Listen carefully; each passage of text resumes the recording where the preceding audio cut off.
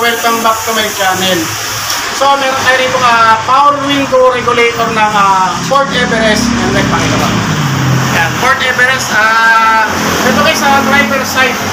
Bali, ang problema rito guys, nahihirapan yung may-ari kapag ginagamit niya sa toll gate, nahihirapan siya. Tinutulungan niya tao. Tapos kapag pinaba niya, hindi na raw tumataas. Kaya ang gagawin niya, tutulungan niya ulit para tumaas lang siya. Bali guys, ito yung may-ari. Saan ano bang napansin mo sa sasakyan mo sir? Oh, yun nga, yung pag nagsara ako, hindi siya ma-maximize yung sagat sa taas. So, tinutulak kong gano'n. So, nag-ano ako kung bakit. So, tapos, malaki na yung 6 months na, or 6 months na sana ganito? 6 months na gano'n. Nahihirapan ako sa toll gate, sa nadaan sa SLEC, sa mga subdivisions. Eh, ang ginawa ko, nag-canvas ako kung saan ako pwedeng mag-ano. Nakita ko yung sa YouTube. Yung YouTube channel ko sir. YouTube channel ni Bert.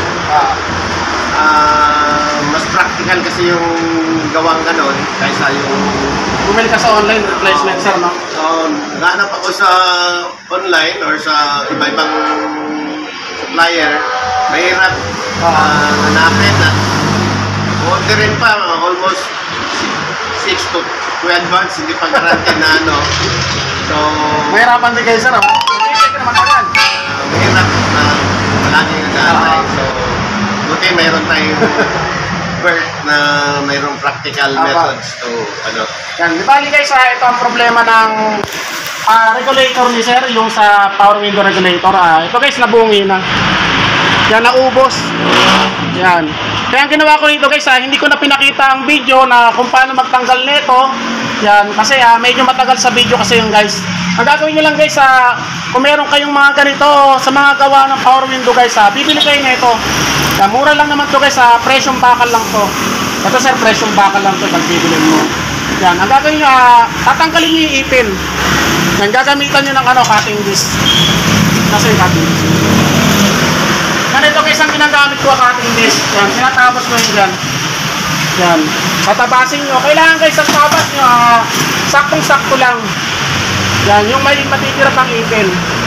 Yan, kasi pag tinabas nyo ng sagad yan, mahirapan kayo mag-spot. Yan, pag nasagad yung ipin. Bali guys, ito yung regulator ng Ford Everest na sir. Ito guys, kumuha na ako ng ipin. Yan, dito galing yan guys. Yan, dito galing yan. Tapos ipinorma ko na. Yan, bali nakaporma na yan.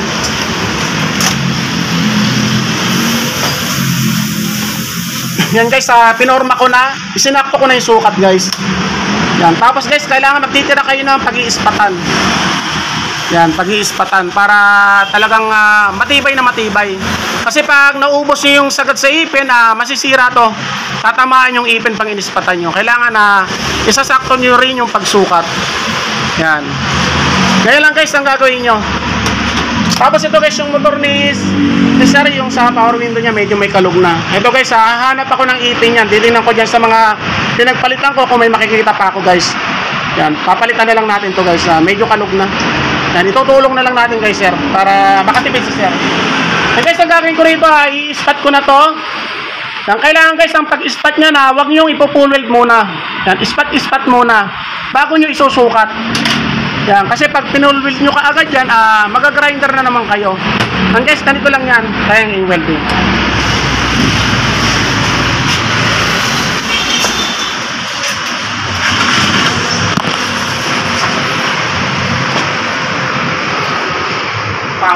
Ayun. Ayan. Kailangan guys, wag nyo munang ipo-full weld.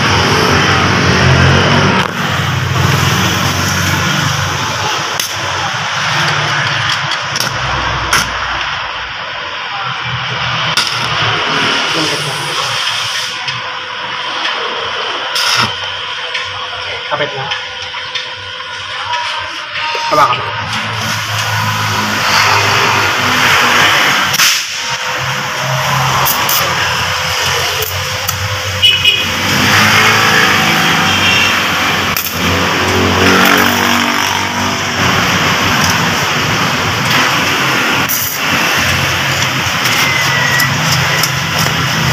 Yan guys, testing muna natin. Okay. Kasi ito.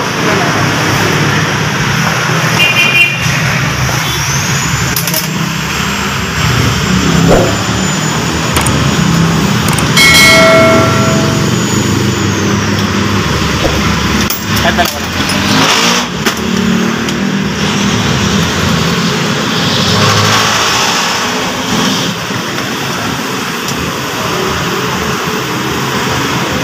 Kailangan kasi guys, saktong-sakto para suwabing-suwabe pag inangat at saka binaba. Yan, ito guys, medyo may kalog kasi medyo may problema yung ipin ng power window motor. Testing natin.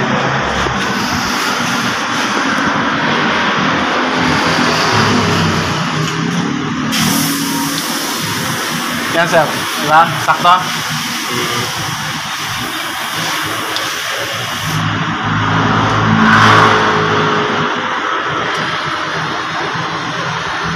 And guys, kitang-kita naman na hindi siya umiipit, no sir, no? Sakto-sakto. Tapos tahimik ang motor. Ibig sabihin maganda pa yung motor niya. Ngayon guys, ang gagawin ko rito, ipo-full weld ko na to, aayusin ko na, tapos gagrinderin natin para matibay na matibay at saka hindi siya sasaya dito. Kailangan kasi guys, hindi siya sasaya dito pag grinder natin. Ngayon guys, pakita ko na lang mamaya pag natapos ko na. So ito guys, naiporma na natin. Bali, saktong-sakto na siya. Yan. Kailangan kasi guys, sigurado tayo bago tayo mag-full weld. Ngayon guys, ipo-full weld ko na.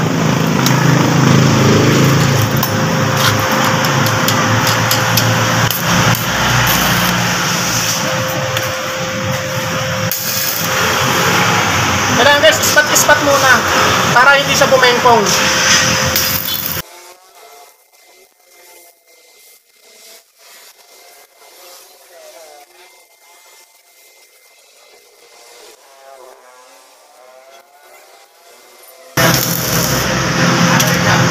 Guys, okay na, matibay na yan.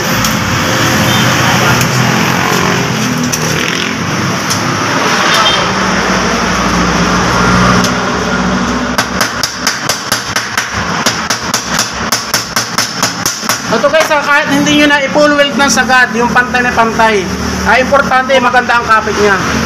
Yan. Kasi ito guys, iispatan din natin to ng paunti-unti.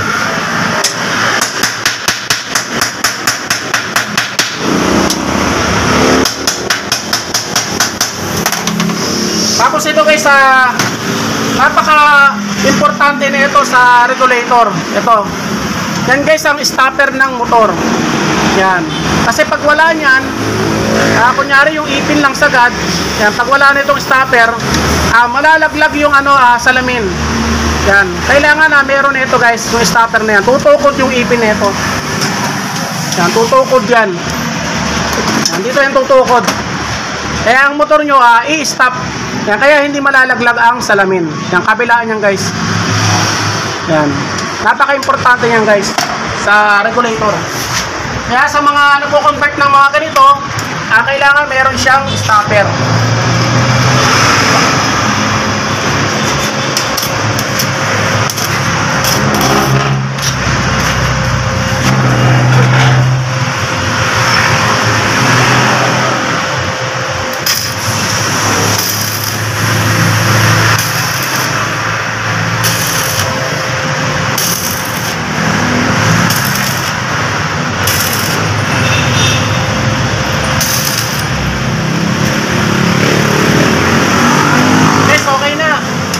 Yan, sir.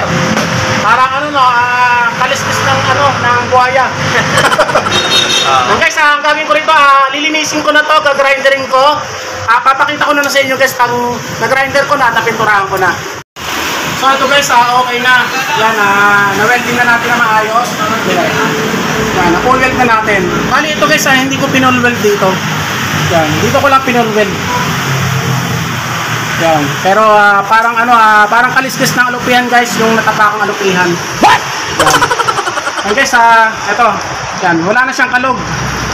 Yan, kahit lumindol guys, hindi gagalaw yan. Tapos ito guys, ang naging problema niya, kaya nasira yung gear regulator. Yan ito guys.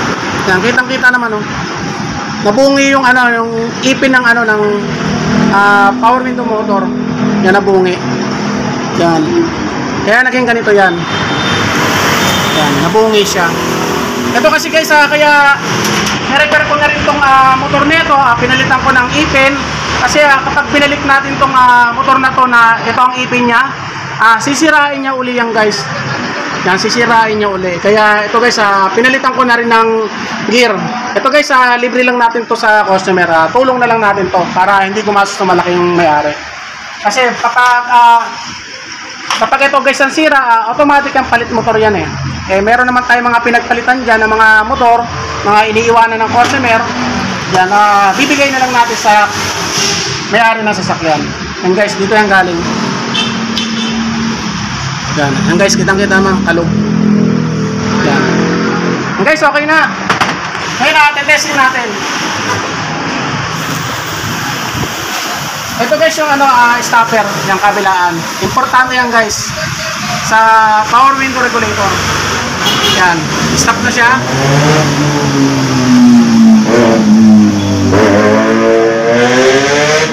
Yan, stop na siya. Yan. Kasi guys, pag wala nito, malalaglag yung salamin. Yan, kaya importante yung stopper na to. Yan, kabilaan. Okay na guys. Ngayon guys, ikakabit na namin. Papakita ko din sa inyo guys mamaya pag natesting na. A few moments later. So ito guys, naikabit na natin yung power window regulator. And guys, okay na. Natakpan na rin natin guys. Tinakpan ko guys para marinig natin guys kung may ingay ba sa loob o wala. And guys, kailangan wala siyang ingay pag tinesting natin. And guys, start ko.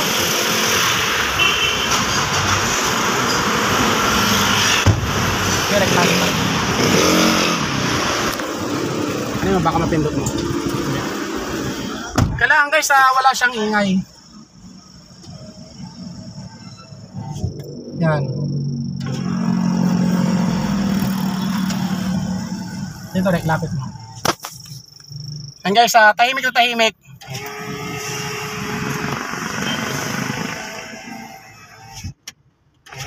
Tapos guys, yung motor niya maganda pa kasi napakalakas pa. Malakas pa siyang tumaas baba. Yan. Walang guys, walang kakalakalampag. And guys, okay na, ganyan lang. Ganyan lang mag-repair guys ng power window regulator guys. Ganun lang gagawin nyo.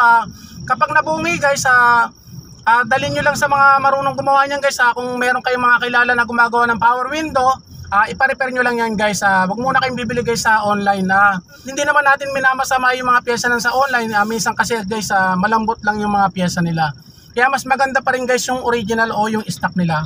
And guys, ganyan lang. Yan. Tahimik na tahimik. Yan. So guys, okay na yan. Magagamit na maayos ng customer yung sasakyan niya kasi nahihirapan daw siya kapag ginagamit niya sa toll gate. Yan, ginagawa daw niya, tinutulungan niya kapag itinataas niya. Ngayon, pag binaba naman, kumakalampag daw. And guys, maraming salamat. Sa yun guys, sana may natutunan kayo sa isinare kong bagong video. Maraming salamat. Saglit lang, Rek. Iyan natin si Sir. Labas ka, Rek.